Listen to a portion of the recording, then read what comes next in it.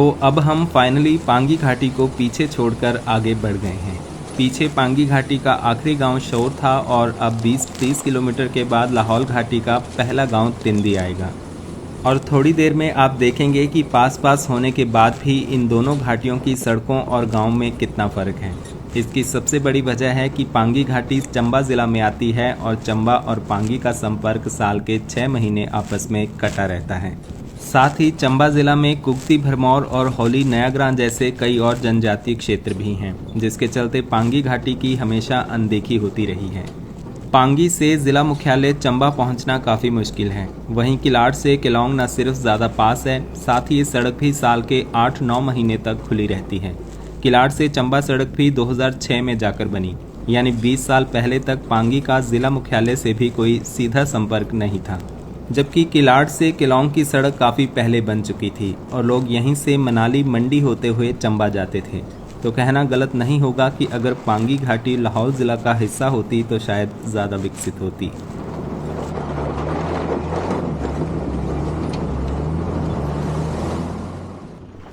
पांगी घाटी के बारे में ऐसा कहा जाता है कि पुराने ज़माने में चंबा रियासत के राजा पांगी को अपना सबसे दुर्गम इलाका मानते थे और उम्र कैद की सज़ा पाए अपराधियों को यहाँ भेज दिया जाता था।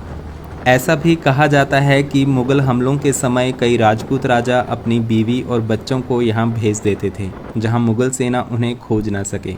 धीरे धीरे कई लोगों ने यहाँ पनाह ली और कई गांव बसते गए। इसके अलावा लाहौल और लोअर चिनाब के कई क्षेत्रों से लोग यहाँ आकर बसे, क्योंकि यहाँ पर ज़मीन और अच्छी घास के पर्याप्त साधन थे।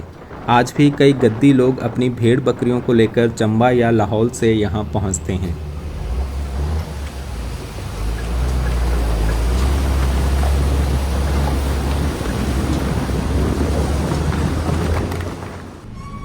यहाँ ये एक छोटी सी सेटलमेंट है जिसका नाम है रोहली। ये कोई गांव नहीं है, बस बीआरओ के काम में लगे लोगों के टेम्परेरी घर हैं।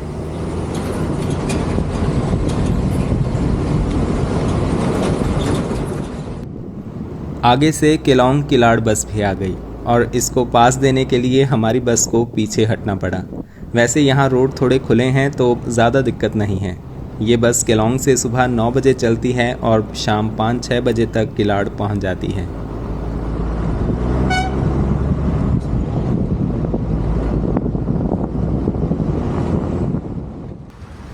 टाइम अब 3:30 हो रहे हैं और हम लाहौल के पहले गांव तिंदी पहुंचने वाले हैं, जो नदी किनारे सामने वाली पहाड़ी पर दिखाई दे रहा है। यहाँ पर भी कुछ स्ट्रेचेस में रोड सिंगल लेन और कच्चा है, लेकिन थोड़ा प्लेन है अब, इसलिए हिचकोले नहीं लग रहे।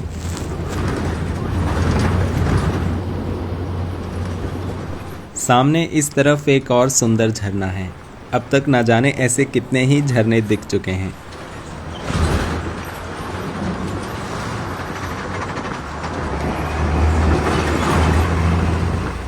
सामने है तिंदी गांव और हमारी बस अभी नदी पार करके वहां जाकर वापस आएगी।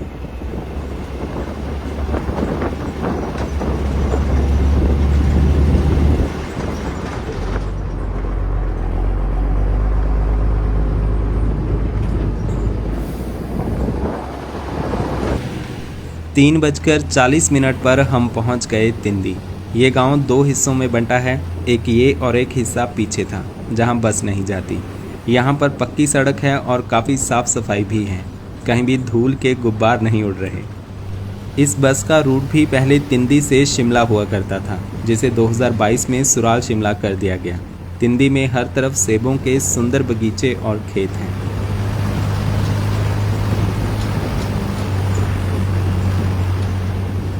सामने एकदम कोने पर मृकुला माता का सुंदर मंदिर भी है।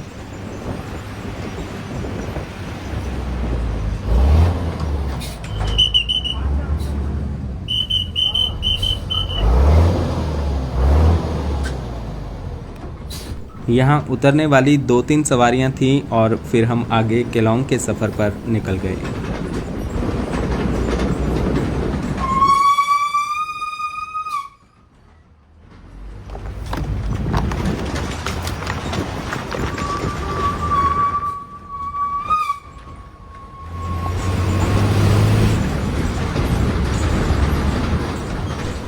राइट साइड में तिंदी का वो गांव था जहां हम जाकर आए और लेफ्ट में दूसरा गांव है जहां बस नहीं जाती, सिर्फ छोटी गाड़ियों के लिए ही आगे से रास्ता है। और यहां हम वापस मेन रोड पर मिल गए।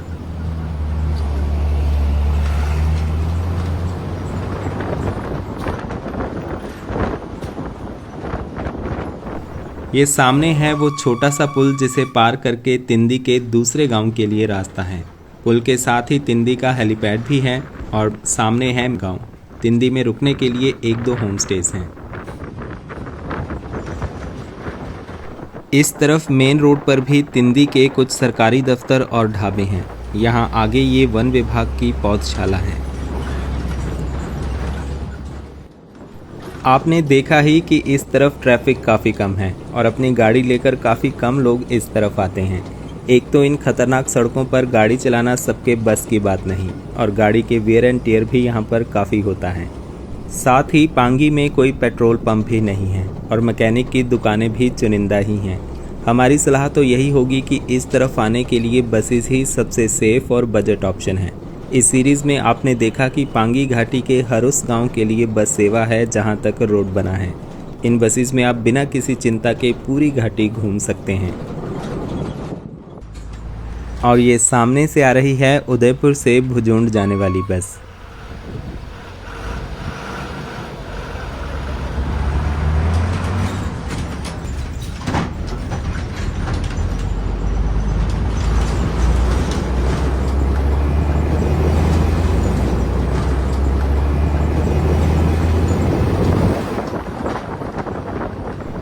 अब शाम के 4:45 बज गए हैं और हम उदयपुर पहुंचने वाले हैं। अब दिन भी ढलने वाला है और यहाँ चंद्रभागा नदी भी सड़क के साथ ही बह रही है।